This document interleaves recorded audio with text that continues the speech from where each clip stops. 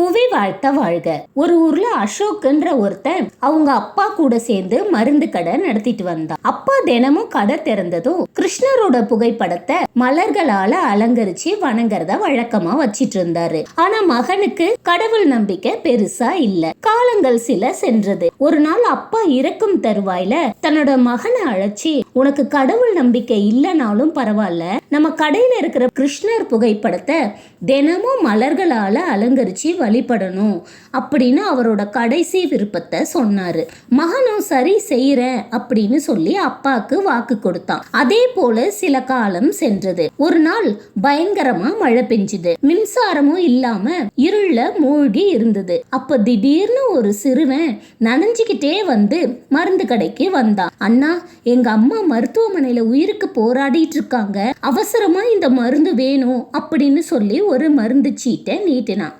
அசோக் அந்த மருந்து சீட்டை வாங்கி பார்த்து, இந்த மருந்து இருக்கு தம்பி அப்படின்னு சொல்லி இருட்டுல ஒரு மருந்தை எடுத்து கொடுத்தான். சிறுவன் சென்றதும் தான் கொடுத்த மருந்து தவறானது அப்படின்றத உணர்ந்தான். அதிர்ச்சியில என்ன செய்யறதுனே தெரியாம அப்படியே பயந்து நின்னுட்டான். அப்பதான் முதல் முறையா கிருஷ்ணர் புகைப்படத்துக்கு முன்னாடி போய் நின்னு, கடவுளே, தவறு நடந்துருச்சு, என்னை இதுல இருந்து காப்பாத்து அப்படின்னு சொல்லி மனமுருகி வேண்டினான். சிறிது நேரம் கழிச்சு அதே சிறுவன் மீண்டும் கடைக்கு வந்தான். அண்ணா, போகிற வழியில நான் தவறி விழுந்துட்டேன், மருந்து பாட்டில் உடைஞ்சு போயிடுச்சு, எனக்கு இன்னொரு மருந்து பாட்டில் தரீங்களா, நான் பணம் கூட தந்துடுறேன் அப்படின்னு சொன்னா அந்த சிறுவன். அசோக் அந்த சிறுவனை பார்த்ததும் ஆனந்த கண்ணீரோட சரியான மருந்த அந்த சிறுவன் கிட்ட கொடுத்து அனுப்புனான். கிருஷ்ணரை மனதார வேண்டி, உன்னாலதான் என் தவறு திருத்தப்பட்டது அப்படின்னு சொல்லி கிருஷ்ணருக்கு நன்றி தெரிவிச்சான். இந்த கதையில இருந்து நம்ம தெரிஞ்சுக்கிற கருத்து என்னன்னா, நம்ம தெரியாம தவறு செஞ்சிருந்தாலும்